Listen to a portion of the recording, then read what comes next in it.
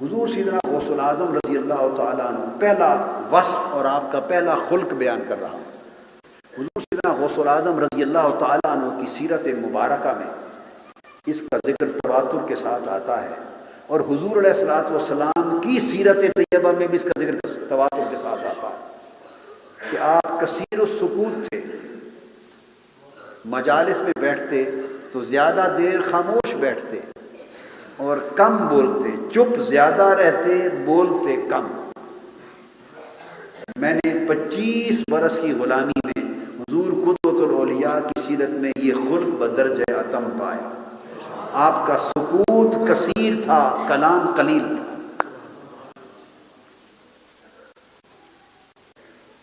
اب آپ ذرا اپنی زندگیوں میں بھی پرکھیں نا،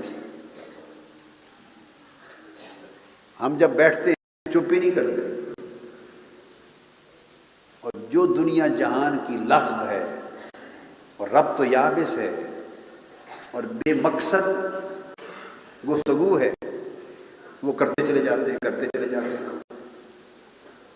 حضور قدوۃ الاولیاء سنت غوثیہ اور سنت مصطفیہ، سنت نبوی، اس پر عمل پیرا ہوتے ہوئے کثیر السکوت تھے اور قلیل الکلام تھے۔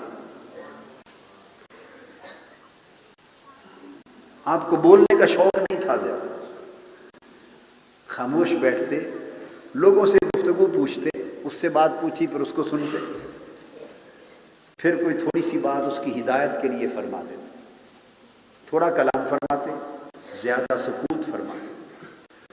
اور کئی مرتبہ ایسا ہوتا ہے کہ اس طرح آپ ہاتھ رکھ کر سر مبارک جھکا کر دیر تک دوسرے کا کلام سنتے رہتے۔ اور آپ ایک زمانے میں اپنی جوانی کی عمر میں برطانیہ اور امریکہ میں UN کے عراق کے وفدوں کی قیادت کرتے ہوئے نمائندگی بھی کر چکے ہیں۔ یہ آپ کو نہیں پتا، اس بات پتا ہے کسی کو؟ آپ UN میں عراق کے وفد کی قیادت کی ہے۔ کوئی یہ نہ سمجھے آپ نے عظیم سیاسی اور حکومتی خدمات انجام دی ہیں۔ UN میں عراق کے وفد کی قیادت فرمائی جب آپ بغداد میں تھے، برطانیہ میں آپ نے سرکاری وفد کی قیادت فرمائی۔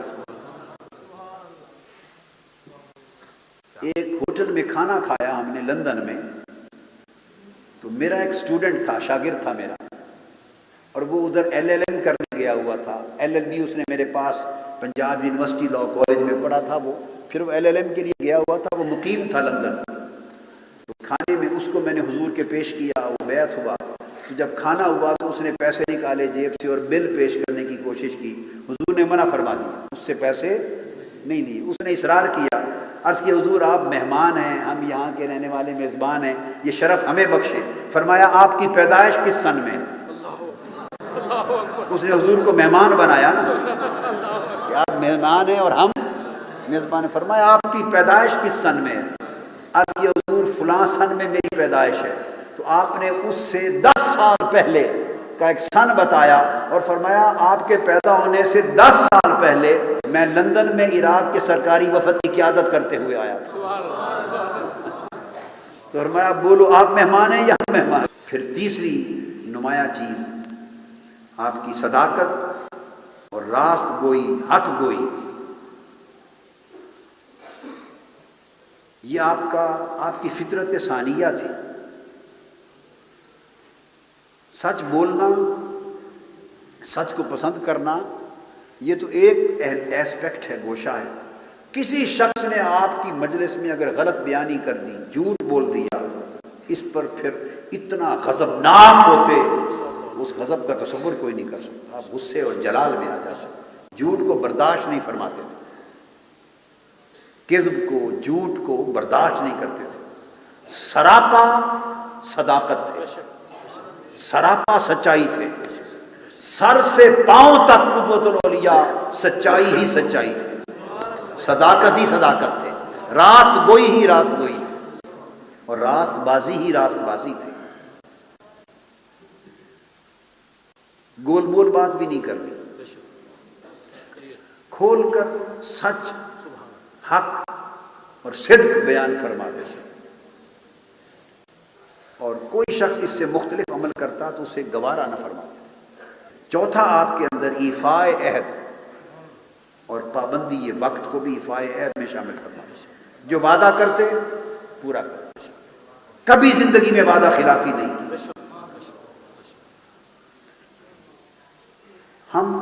میں بات کر رہا تھا کہ حضور کی بارگاہ میں، قدوۃ الاولیاء کی بارگاہ میں فیض لینے آئے ہیں۔ وہ فیض کیا ہے؟ اگر ان کی سیرت مبارکہ کا پرتو آ جائے اور ان کے اخلاق حسنہ کی جھلک آ جائے تو اس سے بڑا فیض، یہی بات سمجھنے والی ہے، یہی بات سمجھنے والی ہے کہ فیض اس شے میں مانگو جس نے انہیں بلند کیا اور جس میں ان کو اللہ نے بے مثال بنایا۔ اللہ پاک حضور علیہ السلام کے لیے فرماتے ہیں لَقَدْ كَانَ لَكُمْ فِي رَسُولِ اللَّهِ أُسْوَةٌ حَسَنَةٌ۔ آپ کا جو اسوہ حسنہ ہے، سیرت مبارکہ ہے، اخلاق کا جو قدوہ ہے، اخلاق کا نمونہ، اس کو اپناؤ۔ احسنکم ایمانا احسنکم اخلاقا، تم میں سے سب سے بہتر ایمان اس کا ہے جس کا اخلاق سب سے بہتر ہے۔ اور فرمایا قیامت کے دن حضور علیہ السلام نے اس شخص کو سب سے زیادہ قریب، میرے سب سے زیادہ قریب بیٹھنے کا میری مجلس میں اجازت ہوگی جس کے اخلاق سب سے اچھے ہوں۔ گویا جس کا اخلاق اچھا ہوگا اس کو سب سے بہتر قرب مصطفیٰ نصیب ہوگا۔ تو یہ ساری بات سمجھنے والی ہے۔ تو اگر یہ اخلاق قدوۃ الاولیاء کے فیض سے آپ نے لے لیے تو آپ قریب مصطفیٰ ہو گئے اور قریب خدا ہو گئے۔ پانچویں چیز جو بڑی فراخی کے ساتھ حضور کے اخلاق میں تھی وہ مہمان نوازی، سخاوت اور دسترخوان کی کشادگی۔ دسترخوان کی کشادگی۔ میں آپ کو ایمانداری سے بات کہتا ہوں، ایمانداری سے۔ جنرل ضیاء الحق سے لے کر صدر پرویز مشرف تک جتنے حکمران پاکستان میں گزرے ان ساروں کے ساتھ وقتاً فوقتاً سرکاری مجالس میں، میٹنگز میں مل کے کھانا کھاتے رہے، موقع ملا۔ میں سلاطین کی بات کر رہا ہوں، بادشاہوں کی۔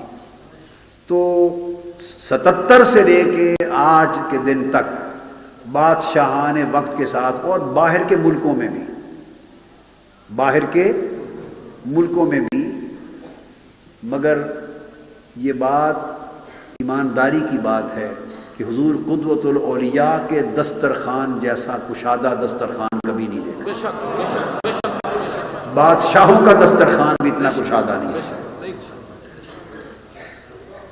وہ دیکھو اس لیے کہ کسی بادشاہ وقت کے ساتھ تو کھانا مہمانوں کا ایک وقت پہ ہوا تو ایک وقت میں تو ہر کوئی بنا لیتا ہے،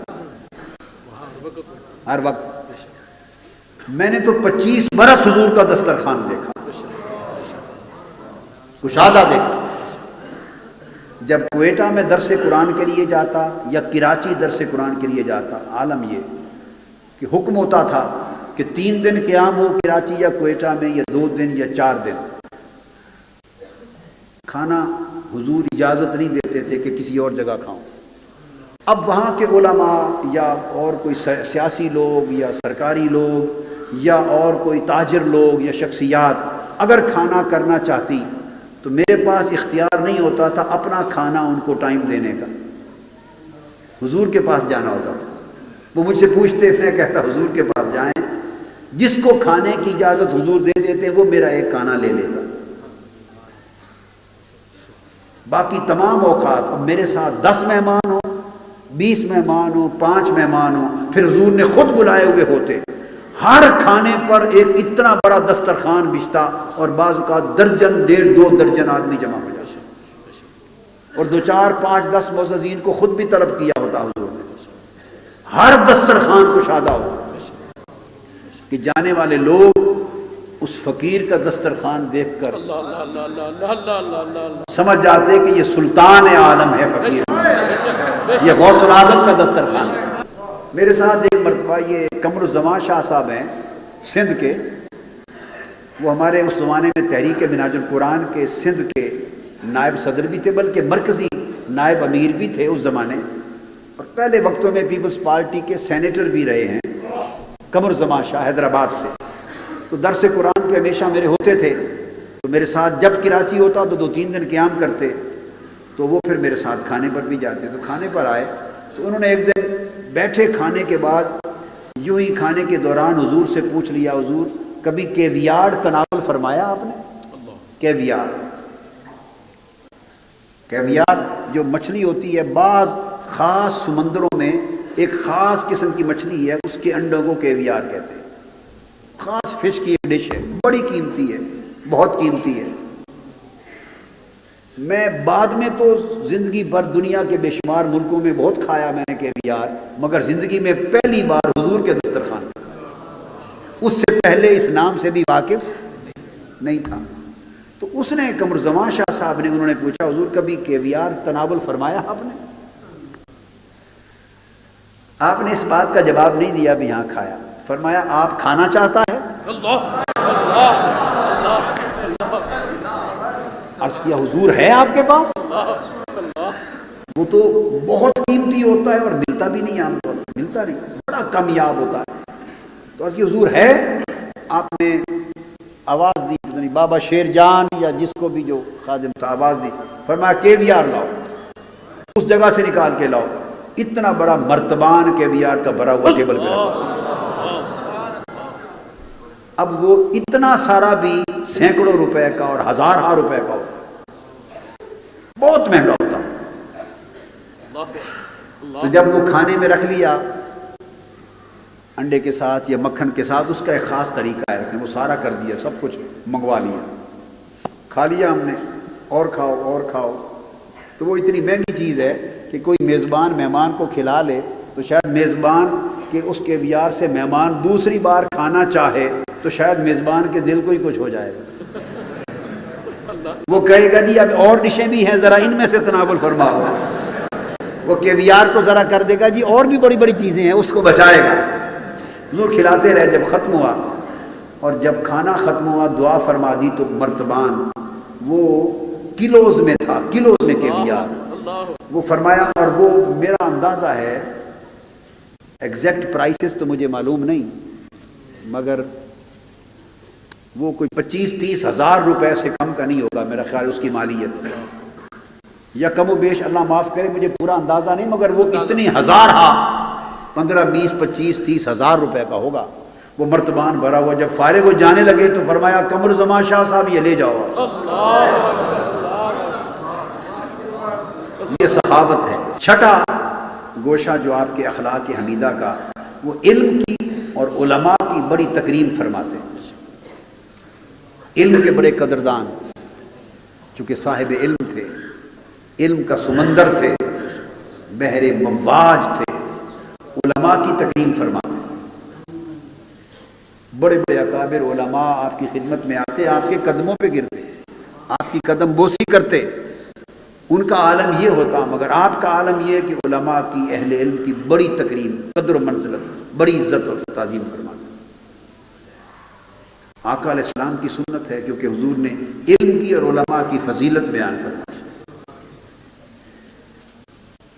حالانکہ خود علم کا اتنا بڑا سمندر تھے، علم کا اتنا بڑا سمندر تھے کہ میں تو اپنے آپ کو ان کے سمندر کے مقابلے میں ایک چھوٹا سا قطرہ بھی نہیں پاتا۔ ایک 7واں خلق آپ کا بڑا عظیم تھا اور منفرد تھا، امراء اور حکام کے دروازے پر کبھی نہ جاتے، امراء حکام کے دروازے پر کبھی نہ جاتے، وہ اہل دنیا کے کبھی سائل نہیں بنے، وہ ہمیشہ موتی رہتے تھے، عطا کرنے والے رہتے تھے، مانگنے والے نہیں۔ کسی اہل دنیا کے دروازے پر، امراء حکام کے دروازے پر نہیں گئے۔ 8ویں خوبی اور 8واں خلق آپ کا اور اوصاف حمیدہ میں سے خاص بات یہ تھی کہ دین اسلام، شریعت محمدی اور ناموس رسالت کی بے پناہ غیرت اور حمیت تھی۔ آقا علیہ السلام کے ناموس اور آپ کی عزت و تکریم اور حضور کے مقام اور آپ کے ادب، اس کے اوپر آپ کی حمیت کا عالم نرالا تھا۔ نویں خوبی اور آپ کا خلق مبارک یہ تھا کہ اطاعت حق، تقوی، پرہیزگاری، پابندی شریعت، اتباع سنت اور حق پر ثابت قدمی یعنی استقامت، اس کے کوہ گراں تھے۔ آپ کی پوری زندگی سنت رسول کی مطابقت میں تھی صلی اللہ علیہ وسلم۔ 10واں خلق جو آپ کا خلق مبارک، وہ خوش اخلاقی اور حقوق العباد کی ادائیگی۔ آپ کا چہرہ مبارک کشادہ تھا، مسکراتے تھے، اکثر مسکراہٹ اور جمال آپ کے چہرے پہ رہتا، اور اکثر کشادگی چہرہ مبارک، ان کا ماتھا بھی کشادہ تھا، ان کا چہرہ بھی کشادہ تھا، ان کا اخلاق بھی کشادہ تھا، ان کی شفقت بھی کشادہ تھی، ان میں اخلاق میں فراخی تھی۔ اور آخری 11واں خلق، ورنہ تو بہت سے ہیں مگر میں نے حضور غوث پاک کی نسبت اور آپ کی 11ویں کی نسبت سے 11 خلق چنے ہیں، آج ادب بھی 11 کا چنا ہے، اس لیے کہ جو کیف و سرور آپ کو حضور غوث پاک کے ذکر میں آتا، اور 11ویں شریف کی مجلس میں، حضور غوث پاک کے عرس میں، حضور غوث پاک کے ذکر میں، حضور غوث پاک کی نسبت میں، حضور غوث پاک کی منقبت میں جو کیفیت آتی، ان کے اوپر ایک واجد کی سی کیفیت طاری ہو جاتی۔ واہ واہ واہ! وہ حضور غوث العظم کے لاڈلے بیٹے بھی تھے، حضور غوث العظم کے عاشق بھی تھے۔